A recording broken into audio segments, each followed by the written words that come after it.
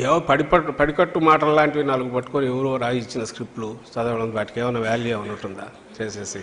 ఎప్పుడైతే ఆమె షర్మిలమ్మ, మేము ఎప్పుడు చెప్తూనే ఉన్నాం, తెలంగాణలో ఉన్నప్పుడు ఒక పార్టీ, ఇప్పుడేమో ఒక ఎత్తిపోయిన దివాలా తీసిన పార్టీకి నేను ఇంతకుముందు అన్నట్టు చంద్రబాబు నాయుడు డైరెక్షన్లో ఓ పాడుబడిన బంగ్లాను కదా రెంట్కి తీసుకున్నట్లయితే శిథిల భవనాన్ని ఇచ్చేసుకొని చేసినట్టు ఆమెను పెట్టి నడుపుతున్నారు.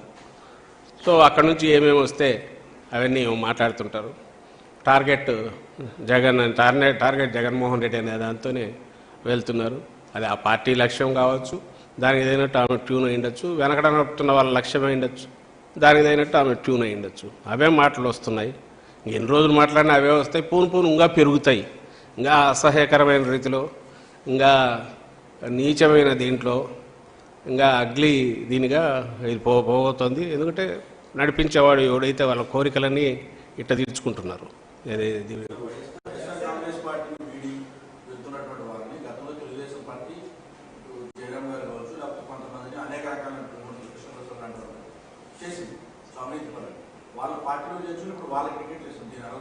వాళ్ళే ఆన్సర్ ఇవ్వాలి, దానికి వాళ్ళ ఆన్సర్ ఇవ్వాలి. అలాగే ఈ పోయిన వాళ్ళు వీళ్ళ ఇది చేయాలి. పోయిన వాళ్ళందరూ కూడా ఎప్పుడైతే ఇక్కడ అవకాశం లేదో, లేదా వాళ్ళ దారి చూసుకుని ఇక్కడ కుదరదు అనుకున్నప్పుడు పోయిన వాళ్ళు, అలాంటి వాళ్ళని తీసుకుని అది బలం అనుకుని ఆ పార్టీ చూపడం, ఇవన్నీ చూపించి ఏదో ఇప్పుడు ఈ పార్టీలతో పొత్తుల దగ్గర నుంచి ఇక్కడ నుంచి పోయిన నాయకులనో లేకుంటే ఎవరినైనా టికెట్లు లేకనో కుదరకనో ఇమడలేకనో వచ్చిన వాళ్ళని చూపి ఇది బలం అని చెప్పి ప్రజలకు ఒక చూపించాలనే ప్రయత్నం తెలుగుదేశం పార్టీ చేస్తుంది. అండ్ అలాంటి వాళ్ళు చేసేటప్పుడు దానికి ఈరోజు మాట్లాడింది ఈ రాత్రికి మాట మార్చినా అప్పటికి అదే కరెక్ట్ అని చెప్పి ఒప్పించే ప్రయత్నం చేయగల మేటి ఎల్లో మీడియా వాళ్ళకు ఉంది.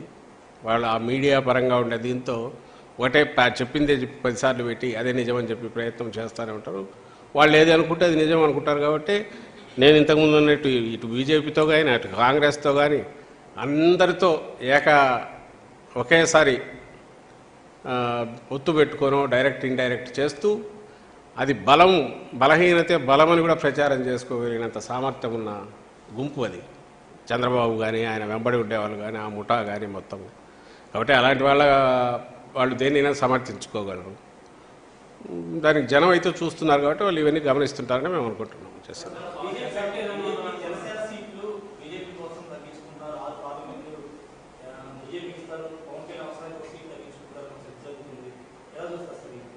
జరుగుతుందా? ఎవరున్నారు?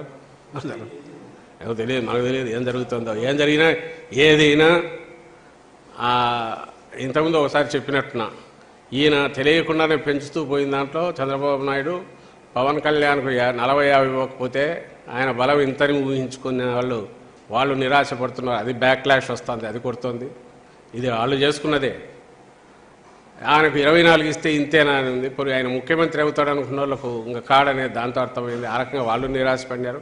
ఈరోజు బీజేపీతో పెట్టుకుంటే వాళ్ళకి ఎన్ని వాళ్ళో తెలియదు. అన్నీ ఇచ్చినాక ఈయనకు మిగిలిన సీట్లు ఎన్నో, అప్పుడు ముఖ్యమంత్రి ఈయన ఎందుకు చేయాలని ఎవడన్నా అనుకుంటే దానికేమవుతుందో అది కూడా తేలాల్సింది.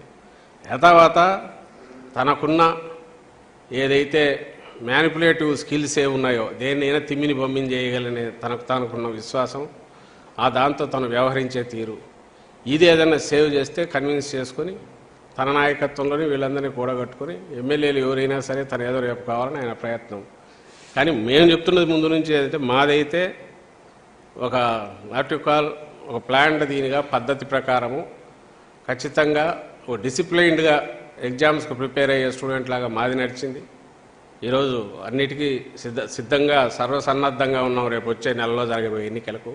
వాళ్ళదేమో ఈరోజు ఇంకా మొదలే కానీ ప్రిపరేషన్ మొదలు కానీ లాస్ట్ మినిట్లో చదవాలనో లేదంటే కాపీలు కొట్టేటోట్లు గట్టెక్కచ్చిన స్టూడెంట్ లాగా వాళ్ళది ఉంది.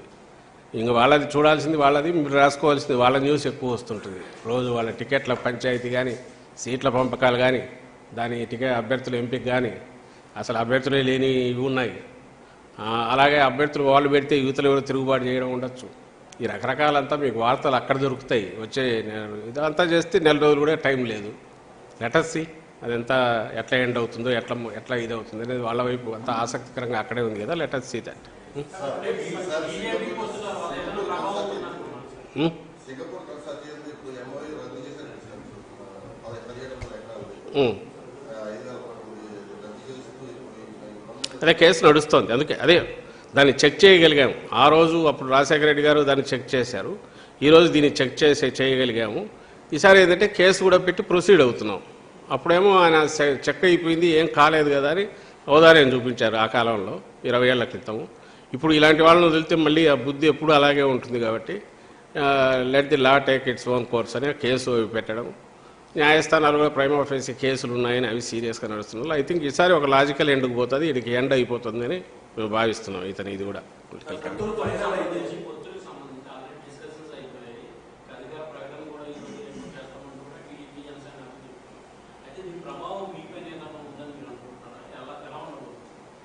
నేను ఇంతకుముందు అన్నా కదా, అది వాళ్ళ బలహీనతను సూచిస్తుంది తప్ప మా బలాన్ని వాళ్ళ డెస్పరేషన్లో ఏం తెలుస్తుందంటే వైఎస్ఆర్సీపీ బలము, జగన్మోహన్ రెడ్డి గారు ఎంత పక్కాగా లేకపోతే ఎంత కన్స్ట్రక్టివ్గా లేదా రాష్ట్ర ప్రజలకు ఎంత దగ్గరగా లేదా ఆయన అభిమానానికి ఎంతగా ఇదయ్యారు, పాత్రుడయ్యారు అనేది దీంట్లో వ్యక్తమవుతుంది తప్ప వాళ్ళ బలం వ్యక్తం కాదు. మా బలం వ్యక్తమవుతుంది వాళ్ళ డెస్పరేట్ అటెంప్ట్స్లో, వాళ్ళ బలహీనత వ్యక్తమవుతుంది.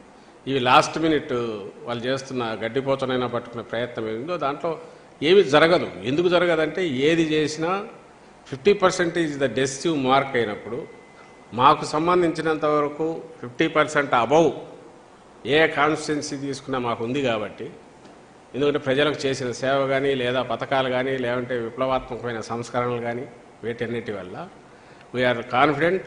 వీళ్ళందరూ ఏకమైన మీకు తెలియంది ఏముంది, 50% పైన ఉండేవాడిది అవుతుంది. వాళ్ళందరూ కలిసినా 49% అయితే దాటే అవకాశం లేదు.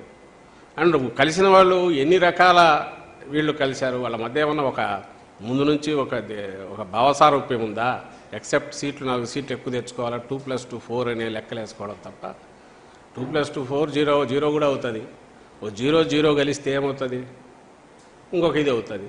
వీళ్ళు అంతిమయాత్రలాగా లేకపోతే ఫైనల్ స్టేజ్లో వెంటిలేటర్ మీద ఉన్న పాత్ర టీడీపీ. అవి అలాంటివి అసలు పార్టీ ఉనికే లేదు, పార్టీ పేరుంది తప్ప దానికి ఒక స్వరూపంగా అనేది లేని జనసేన. ఇంకా అలాగే బీజేపీ నేషనల్ పార్టీ అయినా ఈ రాష్ట్రంలో దాని ప్రెజెన్స్ ఎంత ఉందో, లాస్ట్ టైం ఎంత ఓట్లు వచ్చాయో దానికి కానీ ఆ కాంగ్రెస్కి కానీ మీరు చూశారు. ఇవన్నీ చూసినప్పుడు మీకే తెలుస్తుంది కదా దాని ఇంపాక్ట్ ఎంత ఉంటుంది అనేది. బట్ దాని నుంచి జనంకు అర్థమైంది ఏంటంటే వీళ్ళు పోతున్నారు, ఫెయిల్ అయినారు, జగన్మోహన్ రెడ్డి గారు సక్సెస్ అయ్యారు కాబట్టి తట్టుకోలేక వెళ్ళి ప్రయత్నాలు చేస్తున్నారు అనేది జనానికి మెసేజ్ పోయింది.